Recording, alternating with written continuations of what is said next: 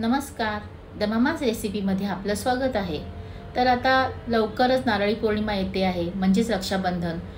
कुठलाही सणवार आला म्हणजे आपल्याकडे काही ना काही गोडधोड बनतंच आणि नारळी पौर्णिमा असली म्हणजे नारळापासून हमखास काही ना काही गोड केलं जातं, जसं नारळी भात, नारळाच्या वड्या। तर मी सुद्धा आज नारळापासून तुम्हाला एक गोड पदार्थ दाखवणार आहे आणि तो म्हणजे खोबरा पाक। तर इथे मी सुक्क नारळ घेतलेला आहे, जे बाजारात विकत मिळतं। तुम्ही घरी पण सुको खोबऱ्याचा किस करून घेऊ शकतात किंवा ओला नारळ पण ह्या जागी वापरू शकतात। आता इथे मी घेतलेली आहे अर्धी वाटी साखर आणि त्या सेम वाटीने मी घेतलेलं आहे 1 वाटी मिल्क पावडर आणि 2 वाटी नारळाचा किस आणि थोडं दूध। आता हे सगळं आपल्याला एकत्र करून घ्यायचं आहे। तर इथे मी फ्राय पॅन घेतलेला आहे, गॅस चालू नाहीये। आधी आपल्याला सगळं जिन्नस एकत्र करून घ्यायचं आहे। 2 वाटी नारळाचा किस, 1 वाटी मिल्क पावडर आणि त्याच्या अर्धी वाटी आपल्याला साखर घ्यायची आहे। तुम्हाला जास्त गोड आवडत असेल तर तुम्ही त्यात घालू शकतात। हे बघा, अर्धी वाटी साखर घेतलेली आहे। तर त्यामध्येच मी घालणार आहे वेलची पूड आणि इथे मी पिस्ता घेतलेला आहे। फक्त तुम्ही हवे ते ड्रायफ्रुट्स यूज करू शकतात, मी फक्त पिस्ता घेतलेला आहे बारीक करून। आता हे सगळं मी व्यवस्थित मिक्स करून घेणार आहे आधी। आता हे सगळं व्यवस्थित मिक्स करून झालं की आपण त्यामध्ये थोडं थोडं दूध घालायचं आहे। खूप दूध घालायचं नाहीये, फक्त आपल्याला त्याला एक ओलावा आणायचा आणि त्याला एकत्र करण्यासाठी तेवढं दूध वापरायचं आहे आपल्याला। अजूनही मी गॅस चालू केलेला नाहीये।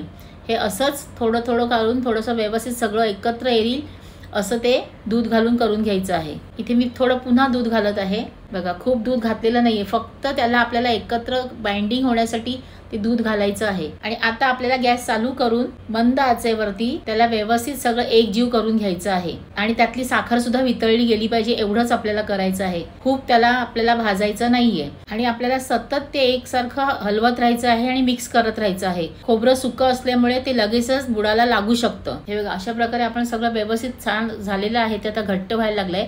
आता आपण 1 चमचा फक्त आपल्याला त्याच्यामध्ये तूप घालून घ्यायचं आहे आणि 1 मिनिट पुन्हा ते सगळं व्यवस्थित एकजीव करून घ्यायचं आहे। घट्टसर असं ते गोळा झाला पाहिजे त्याचा। पॅन मध्ये पण बघा, अजिबात चिटकत नाहीये, सगळं व्यवस्थित झालेलं आहे। आता ते आपण गॅस बंद करून बाजूला करून घेऊ। आता इथे मी ते सेट करण्यासाठी एक भांडं घेतलेलं आहे आणि एक बटर पेपर घेतलेला आहे। तुमच्याकडे बटर पेपर किंवा हे असं भांडं नसेल तरी आपल्याला नॉर्मल प्लेटमध्ये आपण थोडंसं तूप लावून ग्रीस करून त्याच्यावरती थापू शकतो। माझ्याकडे हे होतं म्हणून मी आता ह्यात लावते आहे। आता हे ह्याच्यामध्ये घालून घेते सगळं मिश्रण आणि त्या चमच्याच्या साह्याने सगळं व्यवस्थित सगळीकडे सारखं पसरवून घेते आहे आणि छान असं व्यवस्थित दाबून घेते चारी बाजूनी। त्याचा एक व्यवस्थित आकार येतो आपल्याला असं। आता त्याच्यावरती थोडंसं मी बारीक केलेला पिस्ता जो मगाशी घातला होता तेवढा ह्याच्यामध्ये मी घालून घेणार आहे। तुम्ही पिस्त्याऐवजी कुठलेही ड्रायफ्रुट्स, बदाम, काजू काही वापरू शकतात।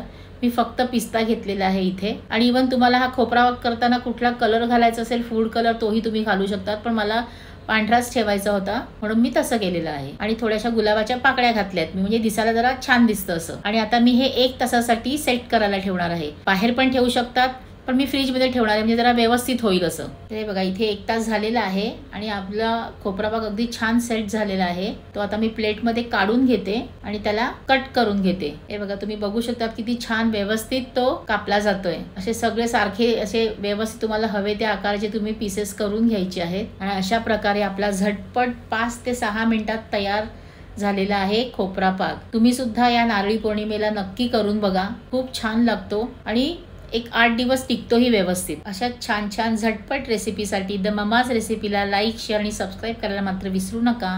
धन्यवाद।